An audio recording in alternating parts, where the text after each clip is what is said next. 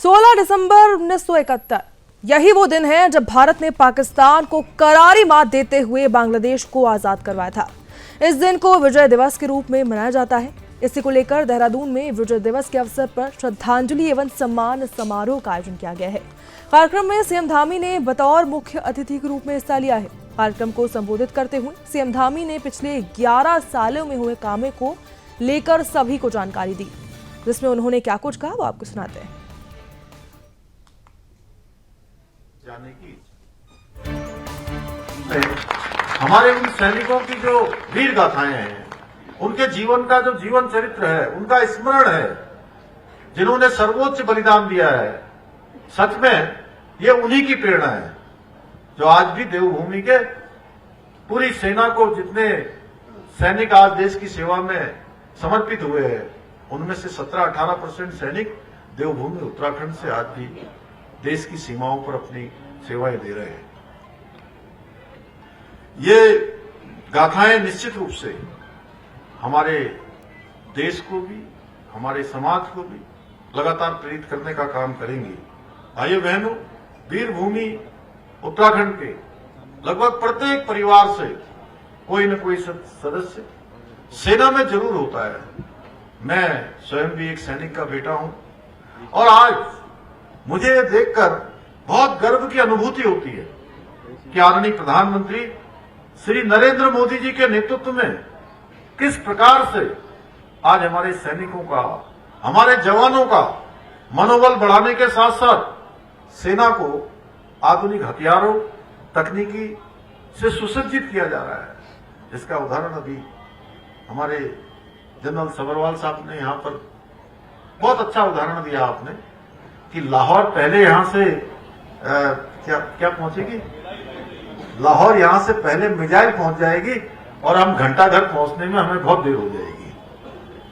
तो सच में जब हमारे पास ऐसे योद्धा जिन्होंने अपने जीवन को भारत मां के लिए समर्पित किया हो, पूरी अपनी जवानी लगाई हो, तो हमारा देश कभी इस क्षेत्र में पीछे नहीं हो सकता। और उस पर भी जो है सोने पर सुहागा कि हमारे देश को एक ऐसा नेतृत्व मिला है जो एक ऋषि की तरह, कर्म योगी की तरह अनवरत रूप से काम करने वाले हमारे प्रधानमंत्री श्री नरेंद्र मोदी जी। हम सबको याद होगा जो हमारे पुराने लोग हैं, चूंकि मेरा सेना के साथ ही बचपन बीता, मैं बड़ा हुआ तो सेना को देखते देखते बड़ा हुआ और युद्धों के बारे में, कहानियों के बारे में, भारत की जो सैन्य ताकत है उसके बारे में, दुनिया के अंदर किस प्रकार के सेना में नए नए नवाचार हो रहे हैं, उनके बारे में सुनने में मुझे बचपन से ही बहुत ज्यादा मेरा इंटरेस्ट होता था।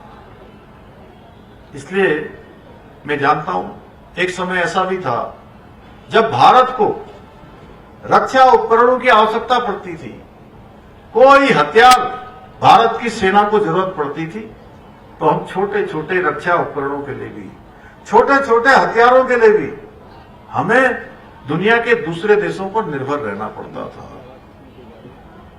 हम दूसरे देशों से हथियार खरीदते थे, आयात करते थे। लेकिन आज समय बदल गया है। आज भारत दुनिया का, जो दुनिया के सबसे पहली पंक्ति के कुछ देश हैं जो दूसरे देशों को हथियारों का निर्यात करते हैं, उस सूची में आज हमारे देश का नाम आ गया है हमारे प्रधानमंत्री जी के नेतृत्व में। आज भारत रक्षा सामग्री का लगभग, मैं अभी रक्षा मंत्री जी के साथ एक कार्यक्रम में बड़ोदरा गया था, वहां से लौटते समय उनके साथ आ रहा था, तब उन्होंने बताया कि आज लगभग 30,000 करोड़ रुपए से भी ज्यादा का निर्यात एक वर्ष के अंदर भारत दूसरे देशों को रक्षा के उपकरणों की करता है। और आने वाले समय में बहुत जल्दी यह आंकड़ा और बढ़ने वाला है, 50,000 करोड़ तक जाएगा, उससे भी ज्यादा जाएगा। जिस प्रकार से भारत के आज रक्षा उपकरणों की मांग बढ़ गई है। और हाल ही में ऑपरेशन सिंदूर के माध्यम से भारत ने सिद्ध कर दिया कि हमारे सैनिकों के साथ साथ हमारे स्वदेशी हथियार भी किसी से कम नहीं है। और इस अभियान में भारत में निर्मित, जिसके बारे में मेजर जनरल साहब ने बताया यहां पर, कि Akash missile, defence system, BrahMos missile जैसे स्वदेशी हथियारों ने पूरे विश्व के अंदर भारत का डंका बजा दिया कि भारत आज नवाचार के मामले में, विज्ञान के मामले में, प्रौद्योगिकी के मामले में आज दुनिया के शीर्ष देशों की सूची में शामिल हो गया है। आपको याद होगा कि 2014 से पहले, अभी गणेश जोशी जी कह रहे थे कि 2014 से पहले किस प्रकार के लिए भारत की सेना, जो हमेशा से दुनिया की सबसे शक्तिशाली सेनाओं में से रही है, शौर्य पराक्रम उसकी पहचान रहा है, वीरता उनकी पहचान रही है, लेकिन उनको एक गोली चलाने के लिए भी मंजूरी लेनी पड़ती थी। आज समय बदल गया। मोदी जी जब देश के प्रधानमंत्री बने तो उन्होंने कहा कि जब देश की सेना युद्ध करती है, देश के सैनिक सीमाओं पर तैनात होते हैं, तो उस समय में उनको उनके विवेक पर छोड़ देना चाहिए। इसलिए अब गोली चलाने के लिए किसी की मंजूरी नहीं लेनी पड़ती है। गोली आती है तो तोपों से उसका जवाब दिया जाता है। और आज का भारत वो नहीं रहा जो केवल कोई आतंकवादी घटना होगी, कोई घुसपैठ होगी, हमारे सैनिकों पर हमला होगा तो केवल निंदा करके छोड़ा नहीं जाता है, चुप नहीं बैठा जाता है। ये नया भारत है जो कोई भी घटना होती है, दुश्मन की हर नापाक हरकत का करारा जवाब देने का काम भारत की सरकार भी करती है और उनके बिलों में ही उनको नेस्तनाबूद करने का काम भारत की सेना भी करती है।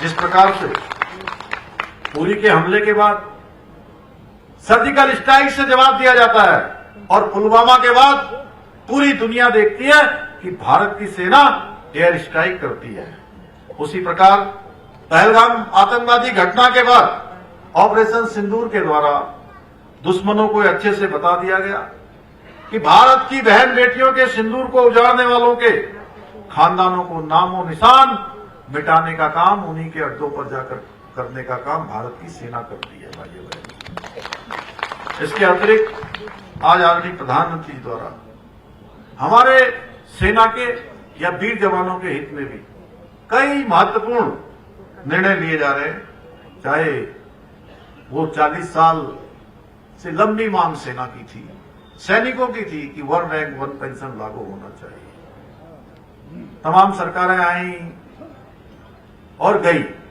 लेकिन वो मांग पूरी नहीं हुई, सम्मान पूरा नहीं हुआ। इस मांग को भी पूरा किया। 1 रैंक 1 पेंशन का तो मोदी सरकार ने किया। नेशनल वार मेमोरियल बनाने का निर्माण करना हो, रक्षा बजट में बढ़ोतरी करनी हो, सैनिकों की सभी आवश्यकताओं की पूर्ति करनी हो, रक्षा के अच्छे उपकरण देने हो, अच्छे उनको सामान देने हो, अच्छी खाद्य सामग्री देनी हो, या बॉर्डर पर इंफ्रास्ट्रक्चर को मजबूत करना हो। इतनी बड़ी संख्या में हमारे 20 योद्धा यहां पर बैठे हुए हैं। आप सबको पता है कि मैं जब भी सैनिकों के बीच में कोई उनका डेमो देखता हूं या उनका कोई प्रेजेंटेशन देखता हूं, मुझे एक बड़े देश के कार्यक्रम में शामिल होने का अवसर मिला। वहां मैंने देखा कि 2014 से पहले हमारे जो सीमावर्ती क्षेत्र थे, जो बॉर्डर के क्षेत्र थे, उन क्षेत्रों में तमाम सड़कें उस समय नहीं बनी। सीमा के उस पार देखिए तो सड़कें ही सड़कें, उस पार देखिए तो इंफ्रास्ट्रक्चर ही इंफ्रास्ट्रक्चर। और हमारे यहां देश की आजादी के बाद लंबा कालखंड बीत गया, लेकिन ये सुविधाएं नहीं बनाई गई, सड़कें नहीं बनाई गई, अच्छी अवस्थापनाएं सुविधाएं नहीं की गई।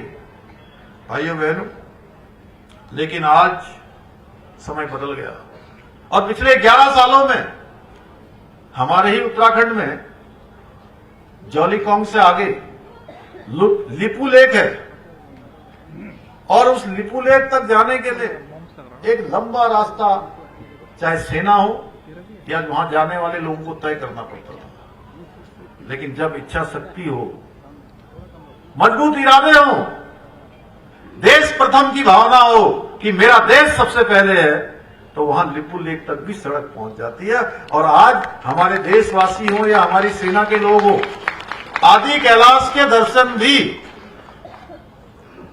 और कैलाश मानसरोवर के दर्शन भी भारत की सीमा के अंदर से कर रहे हैं। कैलाश के दर्शन भी हो रहा है, कैलाश मानसरोवर के। इस सड़क का निर्माण भी हमारे प्रधानमंत्री जी की अदम्य इच्छा शक्ति के कारण से वहां संभव हो पाया। मैंने एक उदाहरण दिया, ऐसे अनेक उदाहरण हैं। जब अब तेजी से हम सीमावर्ती क्षेत्रों में अपना इंफ्रास्ट्रक्चर को मजबूत कर रहे हैं, ऐसे अनेक निर्णयों के द्वारा आदरणीय प्रधानमंत्री जी द्वारा हमारे वीर जवानों के सम्मान और उनके हितों के लिए निरंतर प्रयास किया जा रहा है। भाइयों बहनों, आदरणीय प्रधानमंत्री श्री नरेंद्र मोदी जी के मार्गदर्शन में और उनके सहयोग से हमारी प्रदेश सरकार भी सैनिकों और उनके परिवारों के लिए पूरी तरह से उनके कल्याण के लिए संकल्पित होकर कार्य कर रही है। अभी जोशी जी ने बताया कि शहीद राष्ट्रों को मिलने वाली अनुग्रह राशि को हम लोगों ने 10 लाख से बढ़ाकर 50 लाख रुपए किया। वहीं सेना में परमवीर चक्र से लेकर मेंशन इन डिस्ट्रेस तक की सभी वीरता पुरस्कारों को अलंकृत की जाने वाली एक मुश्त तथा वार्षिक की राशि मिली। अभूतपूर्व से उत्तराखंड शिक्षा विभाग में शिक्षकों के प्रमोशन को लेकर हाईकोर्ट में चल रही सुनवाई की अगली तिथि अब 17 दिसंबर को है। देखिए, इसी को लेकर शिक्षकों को उम्मीद है कि हाईकोर्ट जल्द ही इस पर अपना फैसला सुनाएगा, जिससे शिक्षा विभाग में प्रमोशन का जो भी रास्ता रुका हुआ है वो खुल सकेगा। शिक्षा विभाग में सालों से एलटी से प्रवक्ता पदों पर सीनियरिटी विवाद को लेकर प्रमोशन रुके हुए हैं, लेकिन अब हाईकोर्ट में मामले पर सुनवाई चल रही है। शिक्षा निदेशक मुकुल सती का इसको लेकर कहना है कि जो भी जानकारियां कोर्ट के द्वारा मांगी गई हैं वो उपलब्ध कराई गई हैं।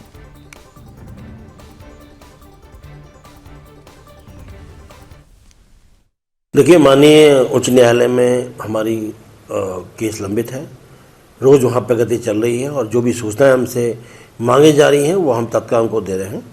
आईवी हमारे CSC महोदय ने 3 बिंदु पर हमसे सूचनाएं मांगी है, वो हम तुरंत भेज रहे हैं और पूरी आशा हमको है कि हमारे यहाँ जो है जो प्रमोशन के रास्ते हैं वो बहुत जल्द।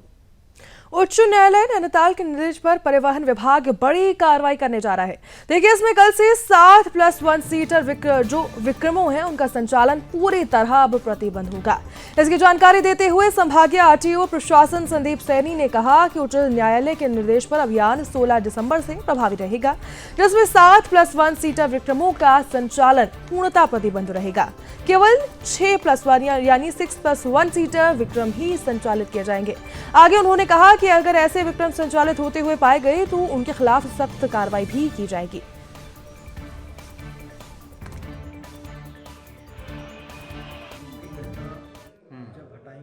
इसमें माननीय उच्च न्यायालय द्वारा विक्रम जो वाहन हैं जो शहर में और पूरे संभाग में संचालित हो रहे हैं उनके लिए एक निर्देश जारी किए गए थे कि जो भी 7+1 है विक्रम सिटिंग कैपेसिटी में, उनका एक आदेश हुआ था मुख्यालय से, उसको कैंसिल कर दिया गया था।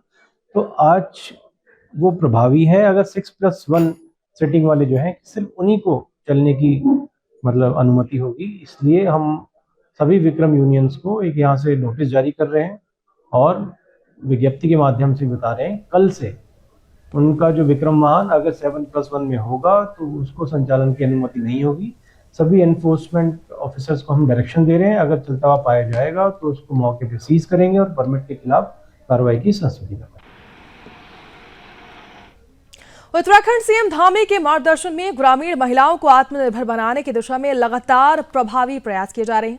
तो इन्हीं प्रयासों का सकारात्मक परिणाम जनपद रुद्रप्रयाग के ऊखीमठ क्षेत्र में देखने को मिल रहा है, जहां स्थानीय महिलाएं अपने श्रम और आत्मविश्वास के बल पर ज्यादा रूप से सशक्त बनती नजर आ रही हैं। देखिए, जिला प्रशासन, NRLM और साथ ही हिमोत्थान सोसाइटी के सहयोग से ऊखीमठ में महिलाएं द्वारा संचालित हिलांस कैफे एवं रेस्टोरेंट आज आत्मनिर्भरता की एक प्रेरणादायक मिसाल बन चुका है। इसको लेकर इस कैफे में महिलाएं द्वारा स्थानीय पहाड़ी उत्पादों से तैयार पारंपरिक और शुद्ध पहाड़ी व्यंजन परोसे जाते हैं, जिन्हें पर्यटक और तीर्थ यात्री खासा पसंद कर रहे हैं। हिलांस कैफे एवं रेस्टोरेंट का संचालन पूरी तरह महिलाओं के हाथों में है, जहां नियमित रूप से 5 से 7 महिलाएं काम करती हैं। ये पहल न केवल महिलाओं को स्थायी रोजगार उपलब्ध करा रही है, बल्कि उनकी आर्थिक स्थिति को भी मजबूत करती नजर आ रही है।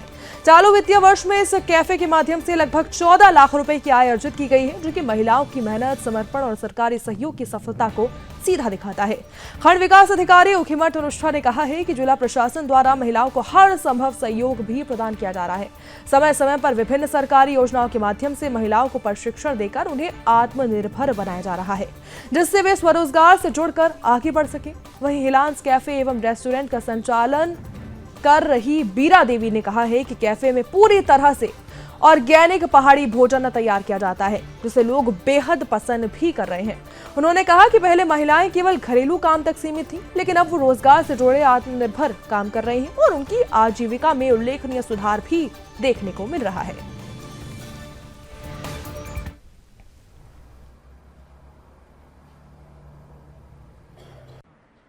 हमारे ब्लॉक के द्वारा NRLM और हिमोत्थान सोसाइटी के द्वारा भी ब्लॉक में कई सारी योजनाएं महिलाओं के एम्पावरमेंट के लिए चलाई जा रही है। हिलांस हमारा एक दिवाड़ी गांव में कैफे भी चल रहा है, वो भी काफी अच्छा काम कर रहा है। तो इस तरीके से हम कोशिश कर रहे हैं कि आगे भी हम अच्छे एंटरप्राइजेस लाते हैं और महिलाओं को नए नए मौके देते हैं। मेरे समूह का नाम जय मां संतोषी स्वयं सहायता समूह है। हम 2018 से राष्ट्रीय ग्रामीण आजीविका मिशन समूह से जुड़े हैं। इसमें हिमोत्थान और जिला प्रशासन का सहयोग है इसको बनाने में, और हमें समूह के माध्यम से ये रेस्टोरेंट चलाने के लिए दे रखा है कि महिलाओं की आजीविका कैसे बढ़ेगी। पहले हम भी ऐसे ही थे कि घर में घास ही काटते थे, लेकिन जब हम समूह से जुड़े तो हमें बहुत जानकारी भी हुई, और अब हम यहाँ पे अपने जो हमारे गांव में उत्पाद होता है तो हम उसकी यहाँ पे खाना बनाते हैं। जैसे भटवाणी हुआ, थिंचवाणी हुआ, चटनी हुई पुदीना की, भंगजीरा होता है हमारे यहाँ तो उसकी चटनी हुई, और लाल चावल हुआ, ऐसे चौसा हुआ, कड़ी, ये हम सारे जो घर में उत्पाद होता है तो महिलाओं को वहां से भी रोजगार मिलता है। और हम यहाँ पे बाहर से भी आए हुए जितने भी राज्य से आते हैं सब यहाँ पे खाना खा के जाते हैं, तो जो भी खाता है सराहना करता है कि यहाँ का खाना बहुत अच्छा है। केदारनाथ यात्रा में जो भी श्रद्धालु आते हैं तो यहाँ पे खाना खा के जाते हैं, तो कहते हैं कि बहुत ही अच्छा और स्वादिष्ट खाना मिलता है। हम समूह में तो 7 महिलाएं हैं, पर काम हम 5 महिलाएं करती हैं, और यात्रा सीजन में तो सब रहते हैं। अगली खबर खटीमा से है, जहां एसएसपी उधम सिंह नगर मणिकांत मिश्रा के नेतृत्व में पुलिस प्रशासन, जिला प्रशासन और तहसील प्रशासन की तरफ से खटीमा के इस्लाम नगर गोटिया क्षेत्र में शांति व्यवस्था बनाए रखने के उद्देश्य से संयुक्त मार्च पास्ट किया गया है। देखिए, अभियान के दौरान मिठाई की दुकानों, होटलों और साथ ही मेडिकल स्टोरों की जांच की गई, जहां नशे की दवाइयों की बिक्री की शिकायतों पर विशेष छानबीन की गई है। खाद्य सुरक्षा विभाग द्वारा मिठाई एवं होटल से सैंपल भी लिए गए हैं। बिजली विभाग ने बकाया बिजली बिलों की वसूली की है और अवैध कनेक्शन पाए जाने पर उन्हें काटा भी गया है। वहीं क्षेत्र में नशे के सौदागरों की तरफ से नशा बेचने की शिकायत पर पुलिस ने सर्च अभियान चलाया। एसपी उत्तम सिंह नेगी ने इसको लेकर कहा है कि प्रशासन शांति व्यवस्था के साथ साथ अवैध गतिविधियों पर भी सख्ती से कार्रवाई कर रहा है। इस दौरान SDM Pankaj Upadhyay, SDM Tushar Saini, CO Vimal Rawat, तहसीलदार विजेंद्र सजवान सहित भारी पुलिस बल भी तैनात नजर आया।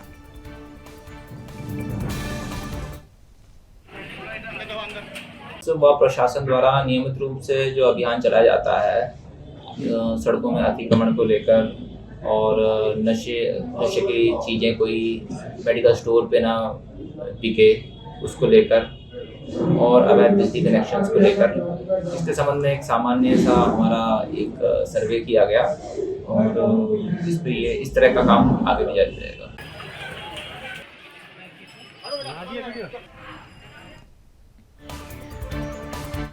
हरिद्वार के लक्सर क्षेत्र में इन दिनों एक अनोखी धार्मिक तपस्या लोगों के आकर्षण का केंद्र बन रही है। देखिए, लक्सर शिव चौक स्थित रुद्र महादेव मंदिर में फूलगिरी महाराज जलधारा तपस्या कर रहे हैं। तो इस तपस्या में महाराज पानी से भरे गड्ढों से बहती जलधारा के नीचे बैठकर कठोर साधना करते नजर आ रहे हैं। महाराज की तपस्या को देखने के लिए दूर दराज से बड़ी संख्या में श्रद्धालु पहुंच रहे हैं। फूलगिरी महाराज ने इसको लेकर कहा है कि तपस्या कुल 51 दिनों तक चलेगी। हर रोज सुबह 4:15 बजे वो जलधारा के नीचे साधना करते हैं। ये तपस्या 151 पानी के गड्ढों से होकर पूरी होगी। 51 दिनों के बाद भी विशाल भंडारे के साथ तपस्या का समापन होगा। महाराज ने कहा कि तपस्या किसी व्यक्तिगत लाभ के लिए नहीं, इसका उद्देश्य समाज की भलाई, प्राकृतिक संतुलन और मानव जीवन में सद्भाव लाना है। उन्होंने जल संरक्षण का भी संदेश दिया और कहा कि जल ही जीवन का आधार है।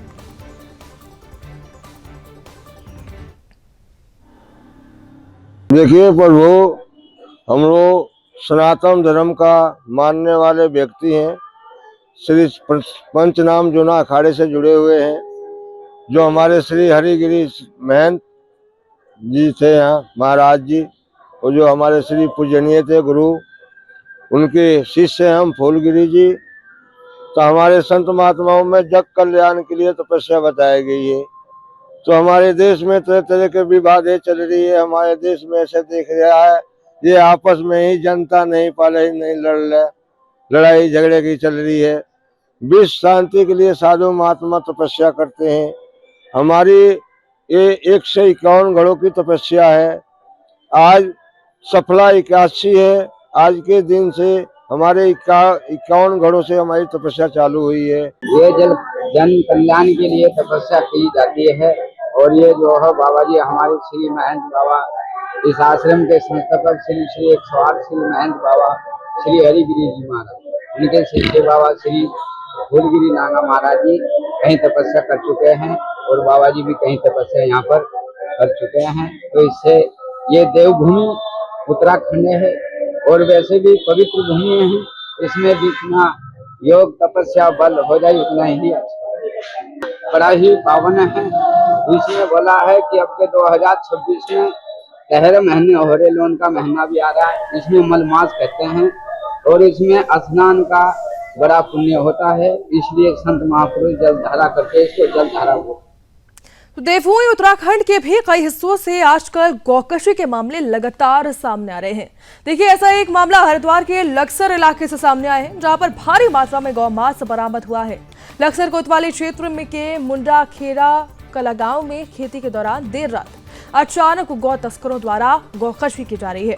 देखिए, इसकी भनक जैसे ही ग्रामीणों को मिली तो तुरंत मौके पर पहुंचकर उन्होंने पहले तो गौ तस्करों को पकड़ने की कोशिश की और फिर पुलिस को इसकी सूचना दी। ग्रामीणों की तत्परता के चलते एक गौवंश की जान भी बच गई है। देखिए, मौके से भारी मात्रा में गौ मांस भी बरामद किया गया है। लक्सर पुलिस ने जल्द मामले के आरोपियों को गिरफ्तार करने का भी आश्वासन दिया है।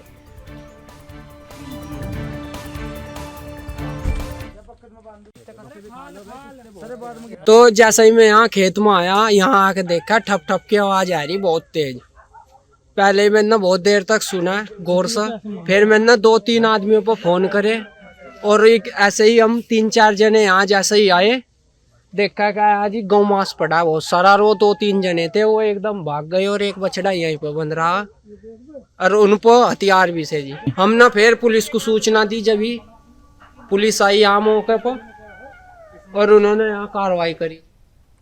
पिथौरागढ़ जिला मुख्यालय के कलेक्ट्रेट सभागार में जिलाधिकारी आशीष भटगाई की अध्यक्षता में साप्ताहिक जनसुनवाई आयोजित की गई। जनसुनवाई का उद्देश्य आम जनता की समस्याओं को सीधे सुनकर उनका समयबद्ध समाधान करना रहा। जिलाधिकारी ने इसको लेकर कहा कि जनसुनवाई कोई औपचारिकता नहीं है, बल्कि जनता को राहत देने का मजबूत माध्यम है। उन्होंने अधिकारियों को भी निर्देश दिए हैं कि शिकायतों में किसी भी तरह की लापरवाही नहीं बर्दाश्त की जाएगी। जनसुनवाई में जिले के विभिन्न क्षेत्रों से 50 से ज्यादा शिकायतें दर्ज की गई। अधिकांश शिकायतों का मौके पर ही निस्तारण कर दिया गया। वहीं शेष मामलों को संबंधित विभागों को भेजते हुए जल्द कार्रवाई के भी निर्देश दिए गए। शिकायतों में सड़क, पेयजल, बिजली, भूमि विवाद, पेंशन और राशन कार्ड जैसी बड़ी समस्याएं जुड़ी हैं। ऐसे में मुराकोट निवासी तारा धनिक के मकान क्षति मामले में पंचायत घर में अस्थायी आवास देने के भी निर्देश दिए गए हैं। जनप्रतिनिधियों ने भी विकास कार्यों में तेजी लाने की मांग रखी। जन सुनवाई के बाद जिलाधिकारी ने मुख्यमंत्री हेल्पलाइन 1905 यानी 1905 की लंबित शिकायतों की भी समीक्षा की।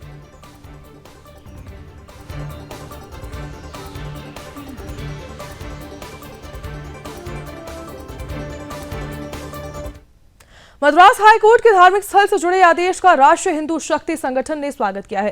देखिए, संगठन के प्रदेश अध्यक्ष राघवेंद्र भटनागर ने इस फैसले को सनातन धर्म के अनुयायियों के लिए महत्वपूर्ण बताया है। उन्होंने कहा कि कोर्ट के आदेश से भक्तों को पूजा अर्चना करने का सुनहरा अवसर मिलेगा। भटनागर ने विपक्ष पर भी इसको लेकर तीखा प्रहार किया और कहा कि यह साबित करता है कि विपक्ष की सोच सनातन धर्म के प्रति हमेशा सकारात्मक नहीं रही है। उन्होंने आरोप भी लगाया है कि विपक्ष कोर्ट के फैसले देने वाले जज को हटाने की मांग कर रहा है। देखिए, राघवेंद्र भटनागर आज मायाकुंज स्थित हनुमान मंदिर पहुंचे हैं और मीडिया से उन्होंने बातचीत की। उन्होंने कहा कि न्यायपालिका ने धर्म की गरिमा बनाए रखने का काम किया है। भटनागर ने सहयोगियों के साथ धार्मिक स्थलों पर सुरक्षा और व्यवस्थाओं को सुनिश्चित करने की भी बात कही। उनका मानना है कि सफलता आने वाले समय में समाज में धार्मिक सहिष्णुता और साथ ही आस्था को भी मजबूत बनाएगी।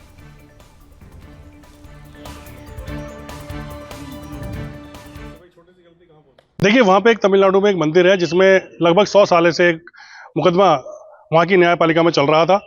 एक वहाँ पे स्तंभ है जिस पर दीप प्रज्वलित होता है। प्रत्येक वर्ष एक त्यौहार मनाया जाता है और इस वर्ष 2025 में न्यायपालिका द्वारा वहाँ पे एक जो न्यायाधीश हैं एस रंगनाथन, उनके द्वारा एक फैसला दिया गया। हिंदुओं की भावनाओं को उनके हिंदू की भावनाओं के प्रति उन्होंने जो है इसका बहुत बढ़िया एक बहुत सुंदर अपना निर्णय लिया और वहाँ पे दीप प्रज्वलित करने का जो फैसला वहाँ पे लिया गया है उनके समर्थन के उसका समर्थन करते हैं, उनका साथ देते हैं। और ये देखना चाहिए कि जो सही था, जो न्यायपालिका ने न्यायाधीश ने सही समझा, जो सही था उसका उन्होंने जो है उस पर फैसला किया, उसके पक्ष में फैसला सुनाया। लेकिन किंतु अगर न्यायपालिका के खिलाफ कोई विपक्षी दल लोकसभा हमारे अध्यक्ष के सामने जाके खड़ा हो जाए, ओम प्रकाश बिरला जी के सामने खड़ा हो जाए और ये कहे कि न्यायाधीश को हटाना चाहिए, तो इससे समझना चाहिए कि विपक्ष किस तरह की राजनीति करना चाह रहा है देश में। अंग्रेजी नववर्ष के आगमन पर आमजन की सुरक्षा और शांति व्यवस्था सुनिश्चित करने के उद्देश्य से लक्ष्मण झूला थाना पुलिस ने एक विशेष पहल कर दी है। देखिए, पुलिस ने क्षेत्र के होटल, लॉज, धर्मशाला संचालकों और टैक्सी ऑटो यूनियन पदाधिकारियों के साथ एक बैठक की और विशेष दिशा निर्देश जारी किए हैं। निर्देशों का उल्लंघन करने वालों पर कठोर कानूनी कार्रवाई की भी चेतावनी दी गई है। इसी को लेकर पुलिस ने सभी संचालकों को स्पष्ट रूप से निर्देशित किया है कि वो सुरक्षा मानकों पर विशेष ध्यान दें। टैक्सी और ऑटो यूनियन के पदाधिकारियों को भी निर्देशित किया गया है कि वो यात्रियों की सुरक्षा को सर्वोच्च प्राथमिकता दें। थाना लक्ष्मण झूला के प्रभारी भुवन चंद्र पुजारी ने साफ किया है कि निर्देशों की अवहेलना पाए जाने पर संबंधित संचालक या फिर व्यक्ति के विरुद्ध वैधानिक कार्रवाई की जाएगी। पुलिस ने आमजन से भी अपील की है कि वे नववर्ष का उत्सव शांतिपूर्ण एवं कानून के दायरे में रहकर मनाएं और पुलिस प्रशासन का सहयोग करें। थाने के एसएसआई प्रकाश पोखरियाल ने इसको लेकर कहा है कि नववर्ष पर ट्रैफिक पुलिस के लिए चुनौती बनेगी। ट्रैफिक के लिए भी रूट प्लान तैयार किया जा रहा है।